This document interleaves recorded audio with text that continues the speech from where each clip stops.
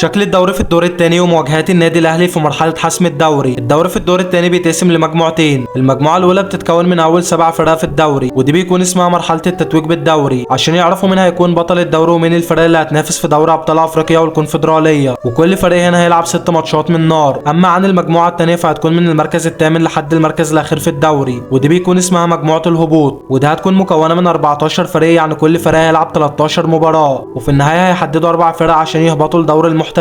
وطبعا الشكل ده اول مره يتعمل السنه دي في الدوري، وده كله عشان يقللوا عدد المواجهات عشان يقدروا يخلصوا الدوري في شهر 6. وطبعا الهبوط السنه ده هيكون اجباري ومفيش الغاء للهبوط زي ما حصل السنه اللي فاتت، يعني نقدر نقول ان الاسماعيلي هيهبط بشكل رسمي. الغريب بقى ان ممكن بعد نهايه الدوري نتفاجئ ان الفريق صاحب المركز الثامن معاه نقط اكتر من الفريق اللي هيكون بطل الدوري، لان زي ما قلت لك ان الفريق اللي في مرحله التتويج مش هتلعب غير 6 ماتشات، انما الفريق اللي في مرحله الهبوط هيلعبوا 13 ماتش. وفي حاله ان في فريقين اتساووا في عدد النقاط هيكون الاتجاه مباشره للمواجهات المباشره، مواجهه الدور الاول ومواجهه الدور الثاني. لو فضلوا برضه متساويين في المواجهات المباشره هيكون الاتجاه رايح لفريق الاهداف بين الفريقين، لو كانوا متساويين هيشوفوا مين الفريق اللي سجل اهداف اكتر عشان يقدروا يحسموا بطل الدوري. ندخل بقى على الجزء الثاني وهي مواجهات الاهلي والزمالك وبيراميدز. ترتيب مواجهات الاهلي في الدور الثاني هيكون كالتالي: اول مواجهه هتكون قدام سيراميكا، وطبعا هتكون مواجهه صعبه، وتاني مواجهه قدام سموحه. الجوله الثالثه الاهلي هيكون باي، يعني الاهلي هيريح في الجوله الثالثه عشان يدخل بعد كده على مواجهتين من نار، مواجهه قدام بيراميدز في الجوله الرابعه، وبعدها مباراه القمه الديربي قدام الزمالك في الجوله الخامسه، وهيكون باقي للاهلي مواجهتين قدام انبي في الجوله السادسه، والمواجهه الاخيره بتاعه الجوله السابعه هتكون قدام المصري. نيجي بقى لمواجهات الزمالك في الدور الثاني. هيبدا الدور الثاني بمواجهه المصري في الجوله الاولى، وبعدها يريح في الجوله الثانيه عشان يدخل على مواجهه بيراميدز في الجوله الثالثه، وبعدها يواجه نادي انبي في الجوله الرابعه، والجوله الخامسه هيكون فيها مباراه القمه قدام النادي الاهلي، وبعد كده هيلعب قدام سموحه، واخر جوله هتكون قدام سيراميكا.